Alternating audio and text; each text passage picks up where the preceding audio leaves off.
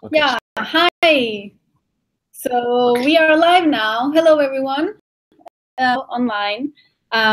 We have a third speaker. She's having difficulties to enter the call, so she'll be joining us whenever she's able to solve her technical problems.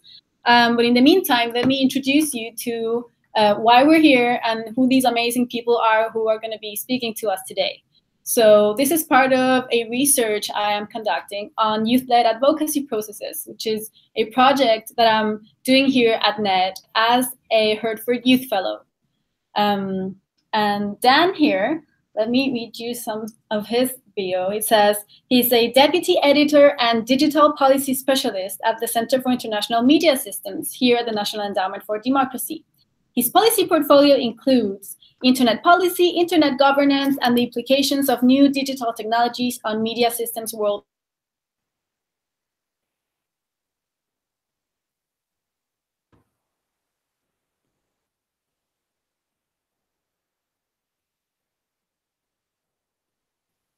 Participation, which has a lot to do with what we're going to be discussing here today.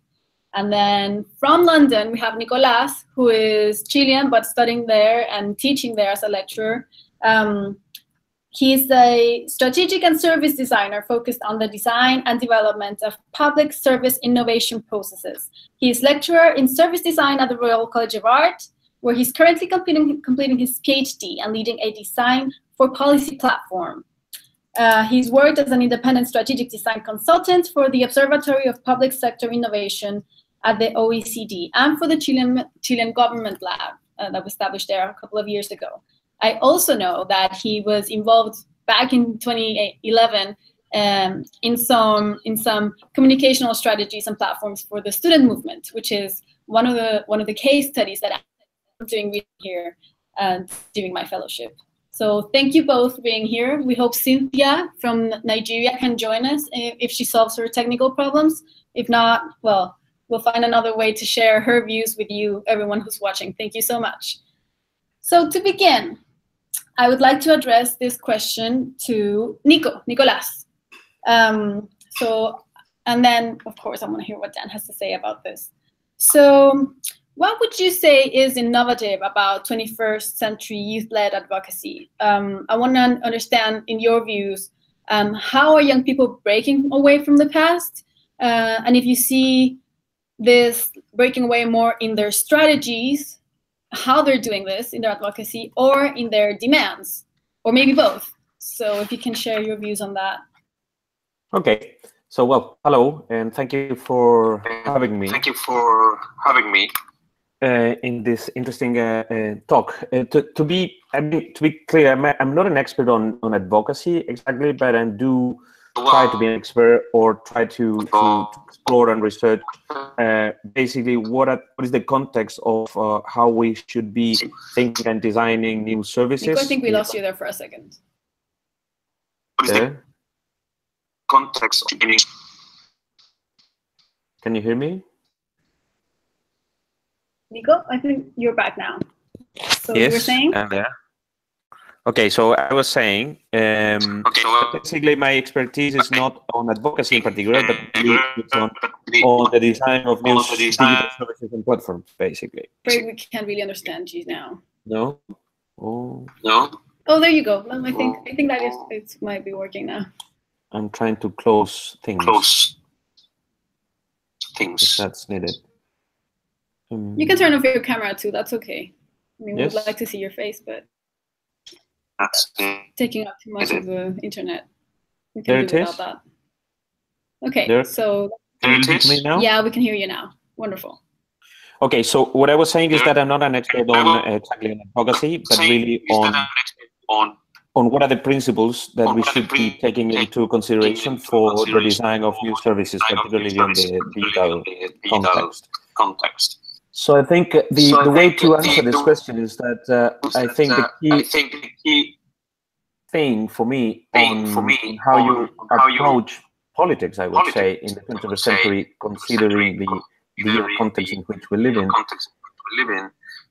is that I really feel that today digital is something that is part of kind of the nature of the way we relate with each other and with the world and with the problems. So I think that could unfold really how we understand our context in which we live in, understanding different with a different perspective the problems and the political problems we are confronted with. Then that especially will lead us a new generation of demands, because our understanding of the contents which we live is very different, but also will impact our understanding on what are the things we are able to do. To give a very concrete example, I think what we've been looking at worldwide around the new kind of social movements is that most of these new social movements that becomes really huge campaigns is because two elements, I would say. The first is that the widespread of access to information, it's really huge. So now we have a lot of information of things that before we didn't have. I'm thinking about topics such as the crisis of the church, of what is happening around the Me Too movement, or in particular in Chile, what is happening with the new feminist movement. So we have access to very key information that before we didn't have access to. And it's not that really new things that are happening. I mean, the abuse in the church and the crisis, I mean, sorry, no, I would say the abuse on women worldwide is something that is not new. But I think now what is happening is that in the first hand, we have access to this new information. So people or the global media immediately reacts on really concrete things. And then the ability of multiplication that certain kind of, how would you say that, certain kind of like key issues that are concern us, people start immediately showing their support, and because of social media, the widespread of these key issues become immediately huge demands. So I think for me, it's not the topics that are new, but I think the way by which we connect them, it's fairly new. And on top of that, to the second part of your question, in terms of strategies, I think the strategies are also using the same channels and the same kind of relationships in which we relate, particularly with these demands. That's what I would say. I mean, and I don't know if that's particularly about the youth, but it's something that we could see in everyday politics.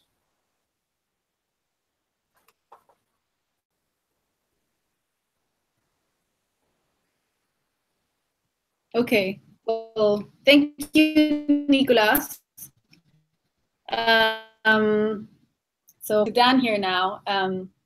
What would you like to say? Well, thank you. First of all, this call. Thank you, Margarita, and it's great to be on this call with you too, Nicolas. We had some hearing what you're saying, but I think we got the overall message here. And I think it's a really interesting question that you're putting forward to us about, there's two components here, strategies and what people are demanding. And I think from my perspective, and, as you mentioned, I think I'm talking a lot about my experience in Brazil with the Brazilian internet rights movement and the way that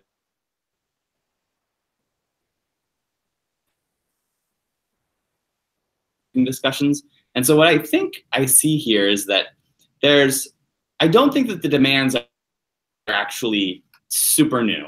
I mean, I think they have new manifestations in terms of, especially if you're thinking about digital rights and issues of net neutrality and surveillance, right? These are issues that we haven't dealt with in the past because it's a new technology, but the overall values that people are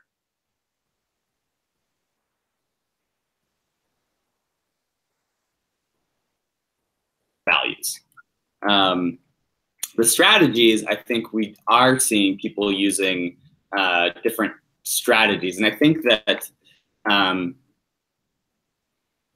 and I think that's in part because youth as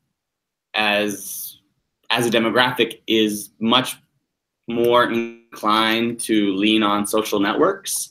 And this has existed in the offline world as well as the online world, but especially with social media platforms and social networking that the internet's allowed globally, which I think is something that you were alluding to as well, Nicolas.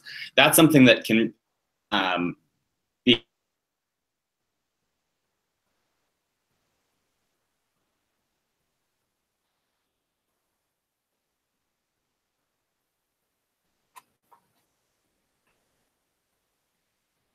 I think that that strategy is where we're seeing more in terms of building dynamic coalitions that are able to respond, that are able to activate other sectors of society.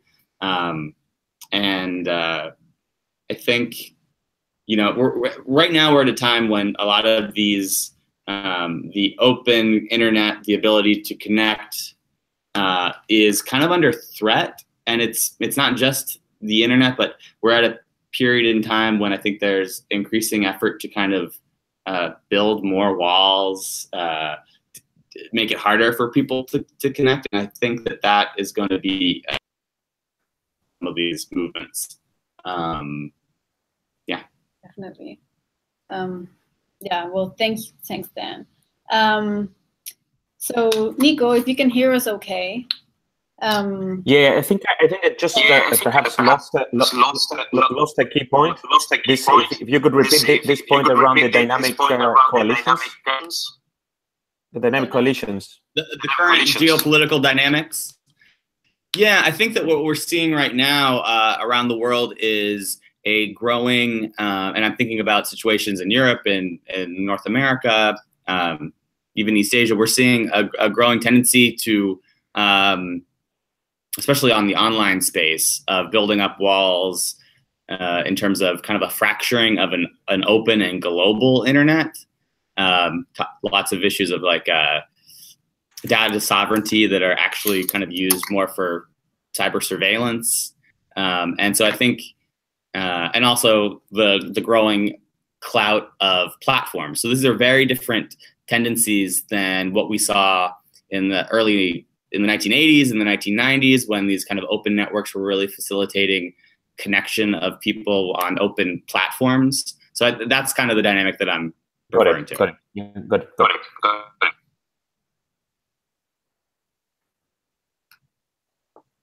So Nico. Yes. Can I comment on that? Yes, of course, por favor. We're waiting for I think that's and really maybe really if you could put headphones on, I think there's a bit of an echo. I'm using my headphones. I also hear my voice repeated. I don't know why. There, can you hear me? Yes. Okay. No. So what I was saying is that what I was thinking basically is I totally agree that one of the key elements of this new political dynamic basically is this emerging challenge and political problem that it's about regulating the internet. And I think what is going on, in my view, it's for me, it's very interesting to look at this problem as we saw cities, I would say, in the 20th century. If we understand that the digital world is kind of like, actually, it is under a process of urbanization in a way, meaning that it emerged as a really kind of new open network, and then has become very global. And today the whole economy basically is under these new digital roads, I would say. What had happened in this last 20 years, because no one really understood what was going on, is that we have this whole digital city privatized. So what I feel that is one of the key dangers, particularly on the new generations that they were born in this privatized digital world, I would say, is that any public or state intervention on this free free world dominated by Google and Facebook, it's being perceived as censorship, is being perceived as an intervention trying to build or build a wall or build something kind of like that is against freedom, I would say. And I think the key paradox here is that when we look at what happened with the Cambridge Analytica scandal, and when we see this very interesting picture of the Congress, the US Congress, with this just one person at the center, so one person at the center who is responsible of the whole, I would say, 99% of the users of the internet in the world. For me, it's really, really interesting on how we could start understanding what is at stake here. So I think one of my key concerns around this whole debate around the internet is that somehow today the action of the public represented by states is perceived as something that is bad, because we still believe, or there's a belief, that that the internet is free, and for me, one of the key elements of that is that when we talk about digital platforms and advocacy and all of this, all of those are happening in private platforms, and all of that data is basically owned by these private companies. What happened in Chile, I remember during the news, is that the past government tried to introduce a law, basically, or a decree, that then it didn't happen, that they call it the spy decree, I remember. What was because the state wanted to have access to the data that was stored in these platforms. And all the debate was about why the state has the right to have the access to the data. But no one was discussing why Facebook has the right to own our own data. That is simply not the topic. No one questioned that before Cambridge Analytica scandals. But yeah, so I think that's a complexity, I think, on all of those dynamics. It would be really interesting to see the aftermath of the Arab Spring, actually, for example, almost 7 years after that all emerged in Facebook. It would be really interesting to know what was at stake there.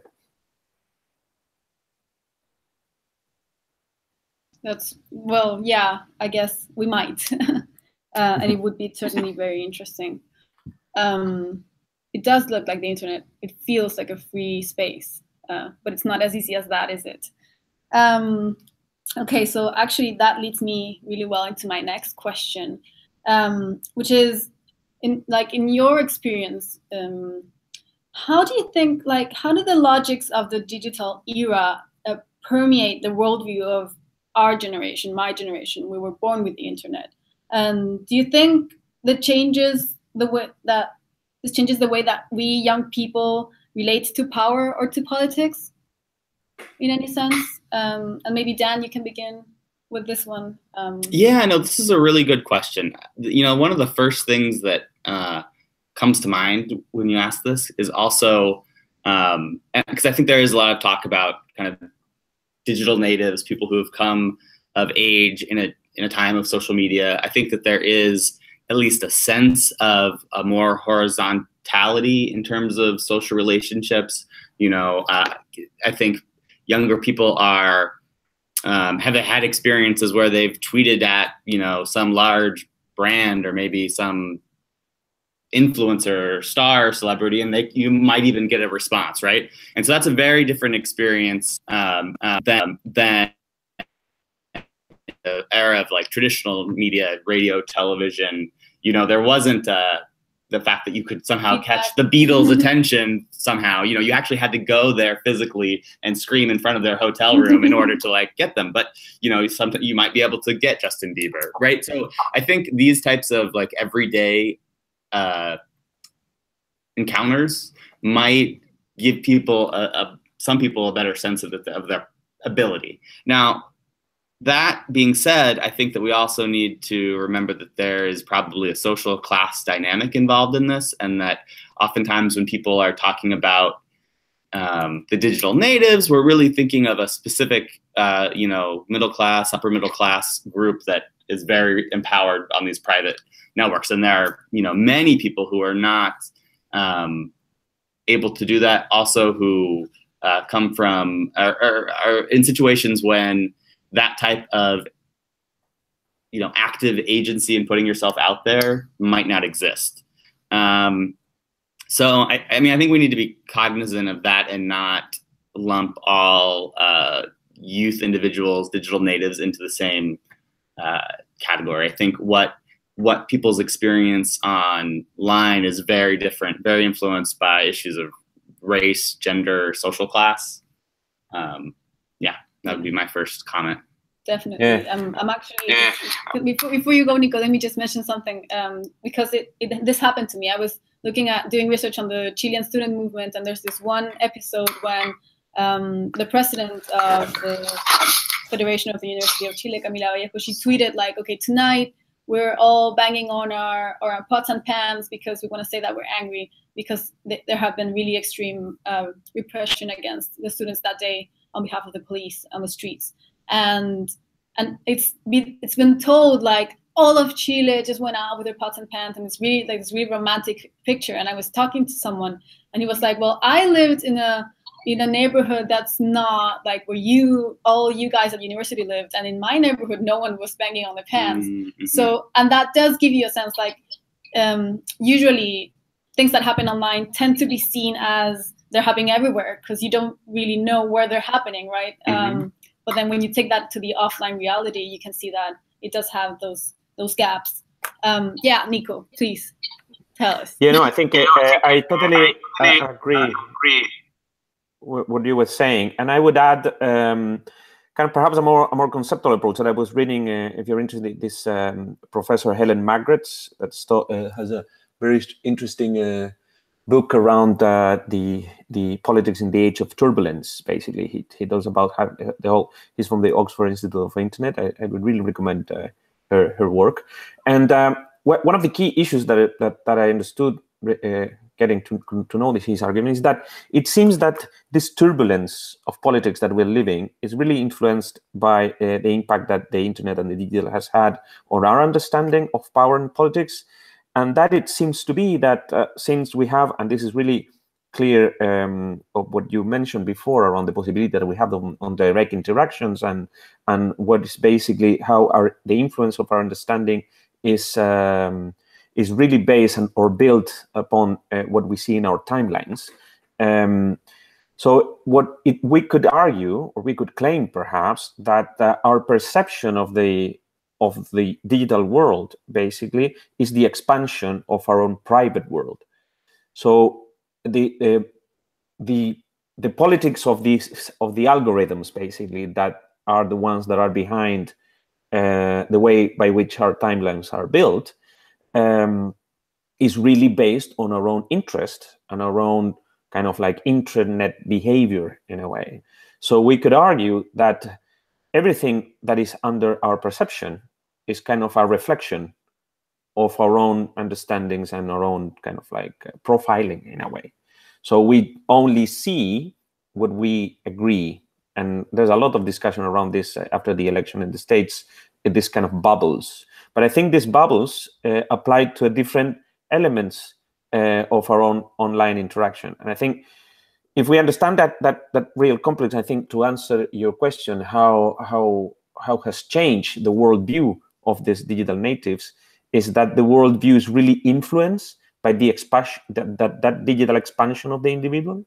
So I think, as you were mentioning before, and this is the same issue for me that is at the core of the debate of artificial intelligence in government, is that these algorithms are replicating the biases of the real world. So if you live in a world, I mean, the class bias, the race bias, the different kind of, each one of us are living in a very particular world. The world we see as public is really an expansion of our own. That's what I would say. I think it's a key element. Great. I want to pick up on something. One, I think this is really interesting what you're talking about in terms of algorithms, the filter bubbles that we see on social media, these private, how our own perceptions and these private networks are shaping what we then see in the future.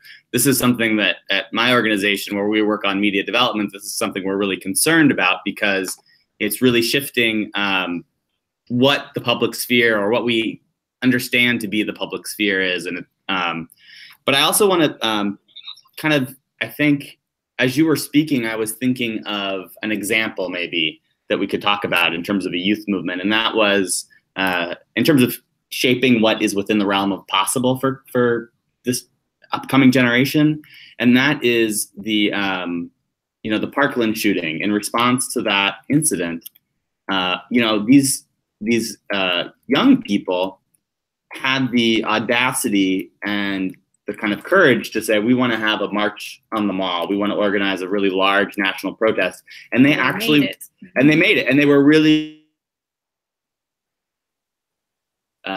these different these new media in order to achieve that goal. And I kind of wonder, you know, we obviously have seen student movements in the past.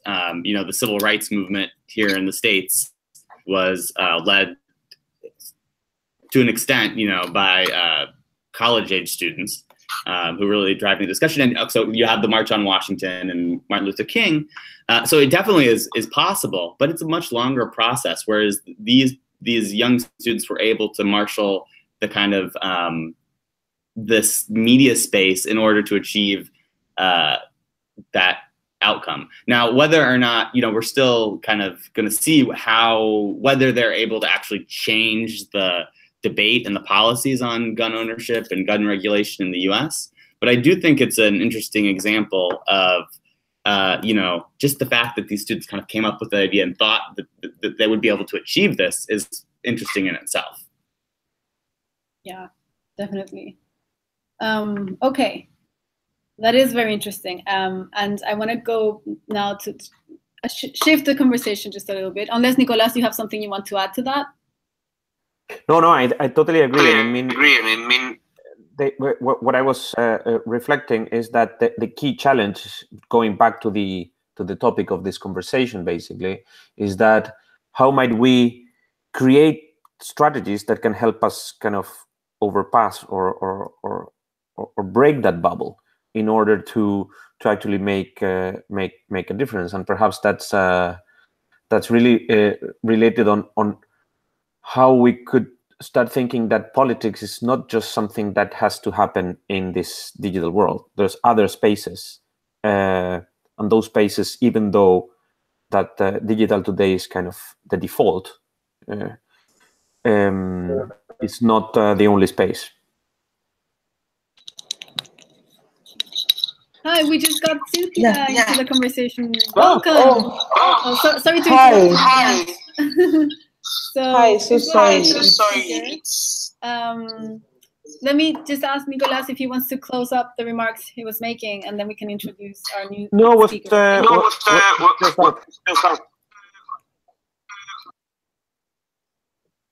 All right. Okay. Well, thanks, Nico, and welcome, Cynthia. So Cynthia, she's right now in Nigeria. She's one of the founding members of Yaga Africa, an organization that promotes democratic governance, youth political participation, and accountability. She's a lawyer, and she's also a project director, one of the leaders of the Not Too Young to Run campaign. One of the other case studies I'm looking at, apart from the Chilean student movement and also the establishment of RICO regional office in the Western Balkans. So welcome, Cynthia. So glad to have you here. I'm glad you could connect after all. We thought you were going to make it. Thank you. I apologize. Oh, that's all right. Now we can hear what you have to say. And I actually have a question that you can answer right now, because you've been working on a campaign right now, like you're still ongoing. The Not Too Young to Run movement is almost done. You have almost managed to get the age for candidates to be reduced in 5 years in Nigeria. Yeah. And so you're very active on a campaign today. And with that framework, I want to ask you, what would you say is the ideal balance between online and offline work when doing advocacy that aims to change policies?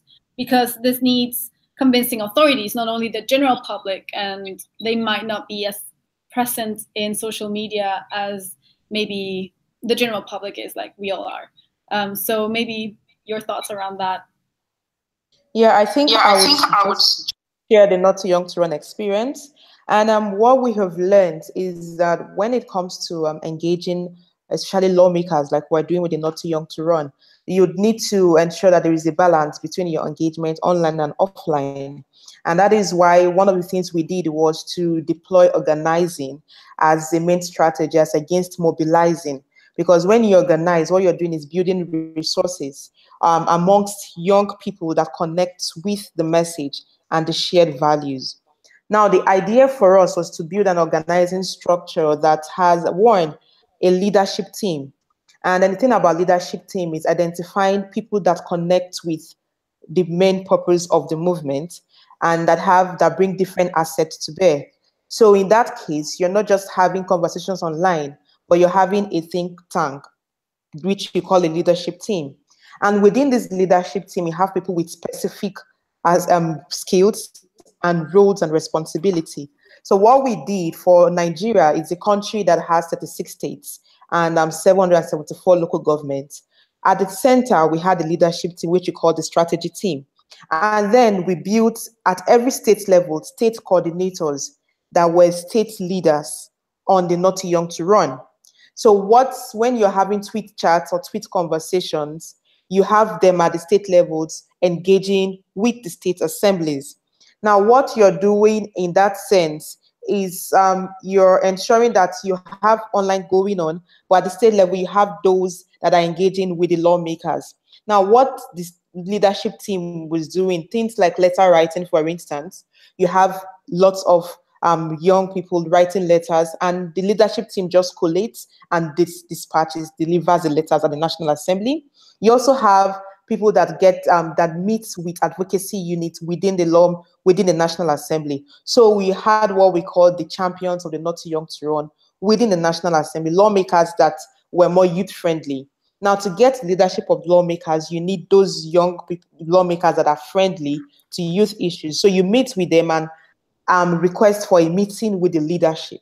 So that is what leadership team is basically doing, meeting with the key actors or the lawmakers or the policy makers and saying, see, this conversation is going on. Not Young Trend is trending on social media. This is what young people are demanding on social media. We want you to push for this bill in the House. This is what this bill is about. And then ensuring that your messaging is uniform. So at every level, at the state level, the national level, you have one message so that you're speaking with one voice. And then you're also designing your message to fit the different policymakers. So one, for Not Too Young to Run, where we're advocating for reduction of age to have more young people in government, meaning you're not going to be having messages like it's time for young people. We're tired of the older generation. You're not having that kind of message because then you're threatening the policymakers who you need to take that decision. So your messaging is more like, oh, we need young people for intergenerational dialogue. We need to have the experience of the old, innovation and creativity of the young in government. And for all our engagement with the policymakers, our messaging was, one, intergenerational dialogue. Democracy is about inclusion. It's not about getting rid of the old. It's about having the innovation and creativity of the young to work with the experience of the old. So that kind of high-level engagement is done by this key leadership team that you already know. In all our conversations, we've gone through training on organizing. We have an idea what the bill is about, and we know what we want to achieve with that. And you're also pushing out your message and then letting people know that see what is going on social media. Young people on social media want this bill, and you need their votes. We need you to pass this bill so that what is going on social media is also, it's more like promoting, using the resources you have as that bargaining chip, which was the strength on social media and the young people talking about it, but also having the lawmakers appreciate the importance of the movement and also seeing that they can actually benefit from that. Because for every picture, you want them to take pictures with the placard, for instance, and you say, we're tweeting this, your constituents will be seeing this. And then they want to actually take pictures with it because they want their constituents to see that. So just creating that balance, ensuring that while you have this going on, you have that key leadership team that is trained and has that requisite knowledge on how to engage with the policymakers.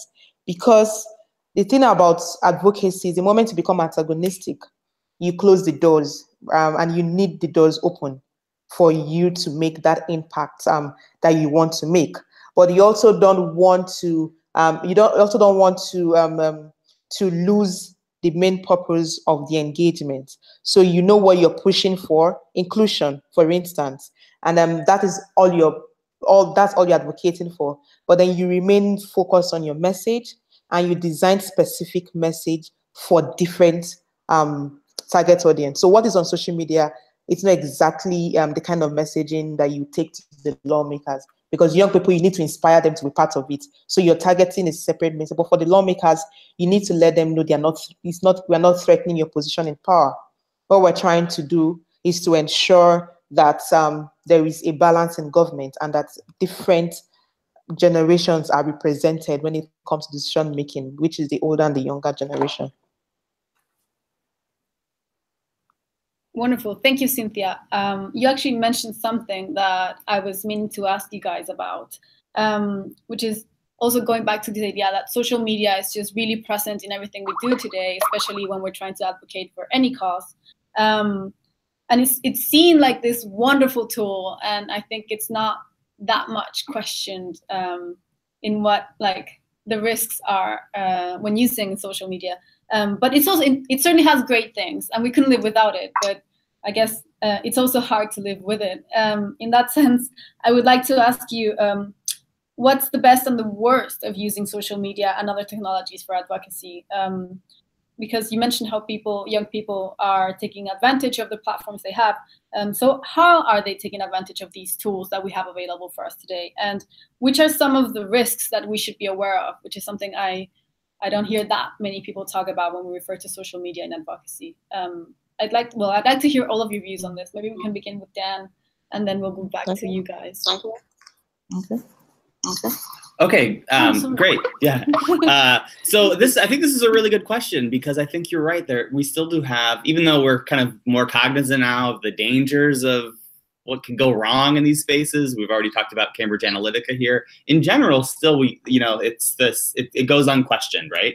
If you're going to do an advocacy campaign, there's going to be at least some social media component. I thought what we just heard Cynthia talk about was really fascinating, because what you're saying was really trying to work around this filter bubble situation by having both online and offline participation. You know, we were kind of talking about how you can get into this filter bubble situation where you're just talking to the people that already agree with you, that are already on your same page, and really making sure that you have this really strategic plan of engagement outside of that bubble, and ensures that these two can come together. In terms of the dangers of social media, or not the dangers of social media, but like what can happen, but what isn't talked about. You know, surveillance and data is something that we give up in social media, right? Oftentimes it's, data about ourselves is used to target ads, but also that data can be tracked by, governments can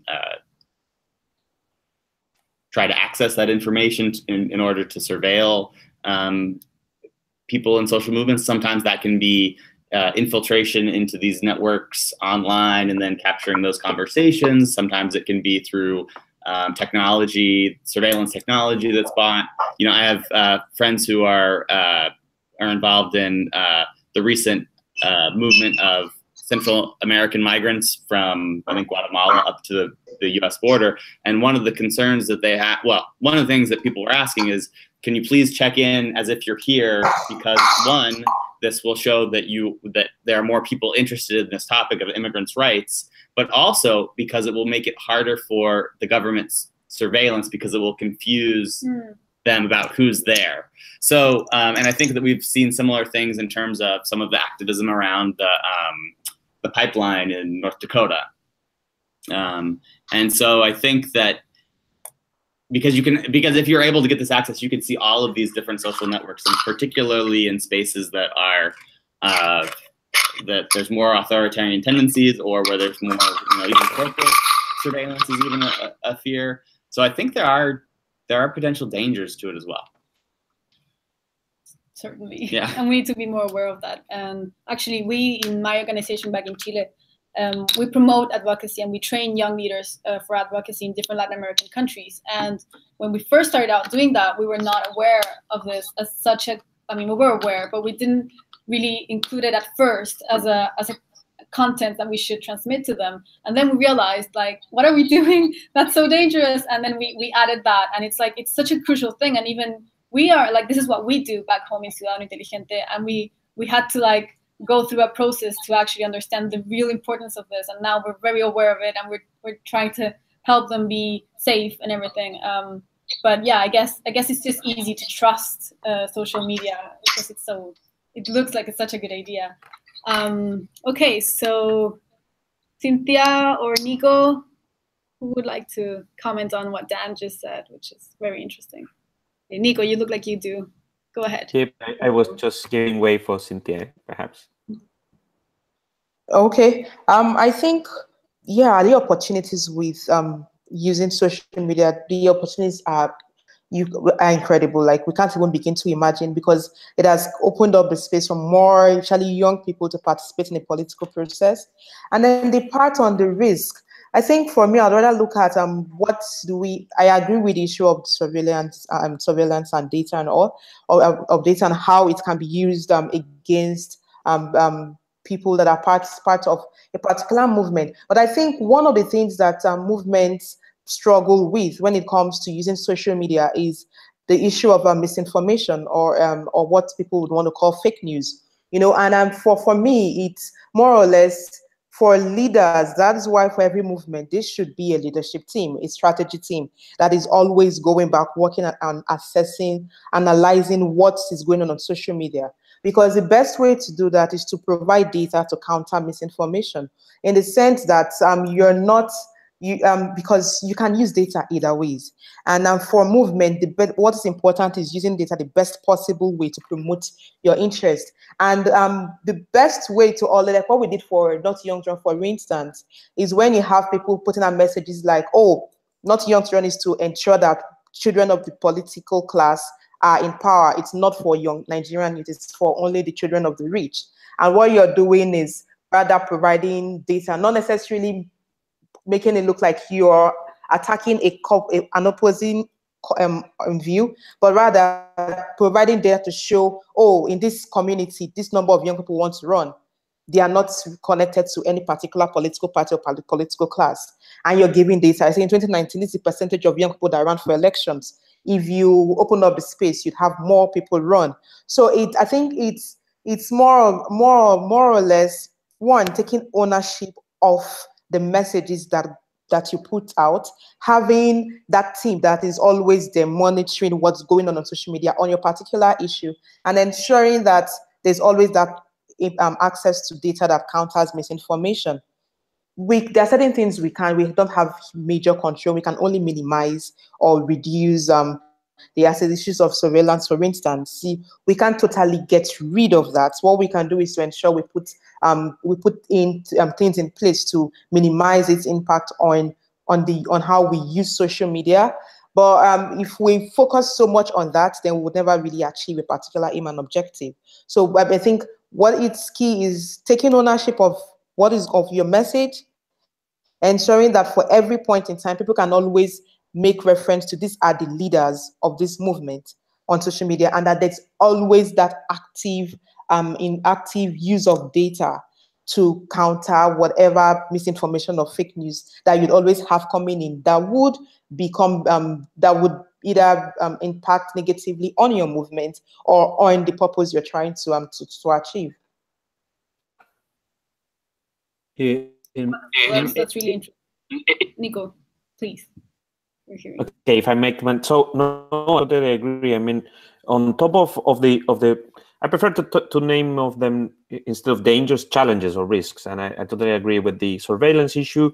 And then I was really interested what Cynthia was saying around how your role campaign was about organizing. And I think how social media is one of the components of a more holistic approach into advocacy and politics. So I think one of the second risks I would name that risk is that since social media is a tool or a technology, is this saying, if you have a hammer, everything looks like a nail, basically. So if you think that everything can be solved just by social media campaigns without understanding that holistic component, I think is one of the key challenges. I would add, though, two more, I would say. One is, I think it's very important for me, particularly when I was saying this at the beginning, not to see governments as something that are against us. Of course, in the States, that's might look like with the president that you have. But in the case of Chile, for example, we've had, over your experience, a really clear, interesting government reforms, where people who were in the student movement now are members of Congress. And there I would say there's an optimism in the air, in the sense of moving forward on that kind of political path. And probably these young people who start as advocates or part of social movements, they can become political leaders, and of course confronted with the challenge of governing. So I think the challenge for me is that we need to see that these things are designed by people, and they must be governed some way. So I think the way by which social media works today not necessarily is the way that it should be working in the future. So we need to think about this. We need to create new legislation. We need to regulate this in a way that serve the purpose, our progressive purposes, I would say. Because if we don't do that, someone else is regulating this. And I think this comes back again with the idea of the algorithm, who controls the algorithm, what is happening with that, the whole idea of the fake news. I think it's part of that. It's part of that same problem on how these things are spread. The use of data as well is part of how these things are spread. And I would say the last issue I would say that we haven't talked about that is that social media is also a source of data to understand what's going on. And I think the risk is that we just use it as a channel of spreading our views. And I think, in my experience, I know this because I've been working with other private companies for other kind of like developing of services. And the way that private companies are using social media to source data and understand what users are doing, what are their needs, what are their pains, it's amazing. And I don't know if we're using this in the context on progressive politics. So how we could use social media as a space where we could actually learn beyond our usual suspects. And I think that could strengthen a lot any political agenda.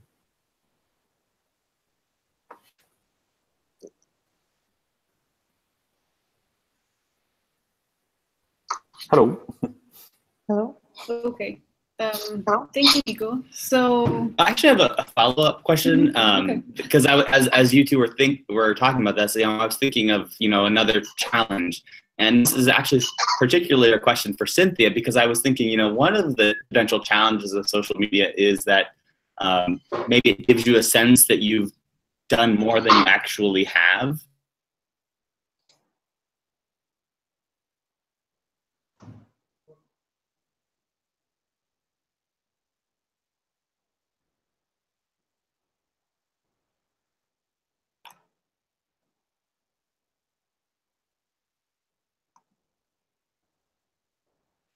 The impression among people that they've actually done more than they really have in the real world. Is that something we need to be thinking about? And maybe if that is the case, how talk about that experience in your in relation to the movement.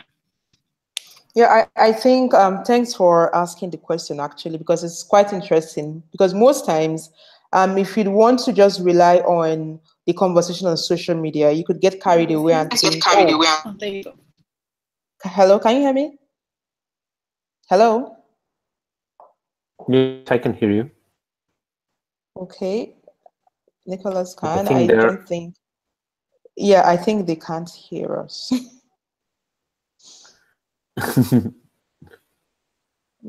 Okay. Let's wait. Yeah. Perhaps the people on YouTube also is here. Yeah, it's weird. Yeah. Yeah, we couldn't hear both of you. Are you back? Can you hear us? Yeah, sure. And with this, we're closing because it's almost time. So if you can answer that, and then we'll say goodbye. Yeah. Like I was saying, I think it's an interesting question, because most times we get carried away with what's going on social media and assume we've achieved our goal or we are doing more. But the thing about social media is, especially when we have young people like to talk, we love things trending, but that doesn't necessarily translate to active action on offline that would actually achieve that purpose you need. Because most times, movement needs to influence policies, especially in a democratic system like ours, where you need progressive laws to promote democratic principles. So you need, I think one of the things is to not get carried away by what goes on social media, and to remain key, because the offline engagement is key. Social media complements what goes on offline, which is what we need. Always trends and tweet reads and retweets, and who is taking lead in conversations. They are good, they're important. But if we get carried away by that, we wouldn't achieve that particular purpose. And that is why when it comes to organizing, it's always good to have that team that continues on the messaging, and always the call for action. Because most times we engage in conversations, but we don't have what do we want people to do. And why we need young people to lead conversations, we also need them to take action, to take responsibility, because that's what leadership is, taking responsibility. So the way we engage, the messaging we put out should always have that call to action. And I like the part, what Nicholas mentioned on private companies, what they do, because I think for civil societies and activists, we need to start thinking like companies. Like, we take our movement like a brand, because the way when companies go and advertise or push forward their brands, they want people to take action. They want to influence attitudes, behaviors, and what goes on in people's lives. And that is what we need to start doing in social media, in the sense that for every movement, we need to think like a company. This is a brand. What do we need people to do? Let's let people take action. Let them act. And then also that engagement that is not one way, but two way. Most times what we do as activists is share information. We don't ask. We're not asking people, how do we make this better? What would you like to see? What would you want to do? What would you, as a young person, what communities do you want us to engage? Just that two-way communication in such a way that we're not just telling, but we're asking, and we're letting people take ownership of the movement, in the sense that young people tweeting would think, I'm part of this movement. I'm not just tweeting because I care about this issue, but I actually have a role to play. So that way, it makes it easier for activists or movements to easily complement what goes on online or offline and online. And that is why for Not Too Young to Run, every time we share like text numbers for lawmakers, we say, call your lawmaker. We send sample text messages. Use this as a text message. Send to your lawmaker. We send sample letters. Send a letter. We will help you deliver. Write to us. We'll help you deliver. Just making people take action and asking, have you called a lawmaker today? What would you like to see different? Will you be part of the movement? Will you be, just that ask to keep engaging. Yes, it's good to tell, but I think we need to start thinking like companies. There's a reason they still remain in business. And that is where we're getting to start thinking more like what companies do. How do we get our communities more engaged? How do we make people take more action? And then never to get carried away with all the hype on social media, to keep that offline engagement as strong and effective as possible, because that is the only way our actions would influence policies to promote the issues we're promoting or we're pushing for in democracy. I don't know if you got... Wonderful. That's a good lesson for all of us, certainly. And well, I'm afraid our time is up, but this was really interesting. We could be here for days discussing all these things. Thank you all for joining us. Thank you for watching. And yeah, hopefully something interesting will come out of all this reflection that you want to read in whatever I write after this. So thank you, and have a good day, everyone. Thank you. Yes, thank you. Bye. Thank you. Thank you. Bye. Bye. Yeah. Bye.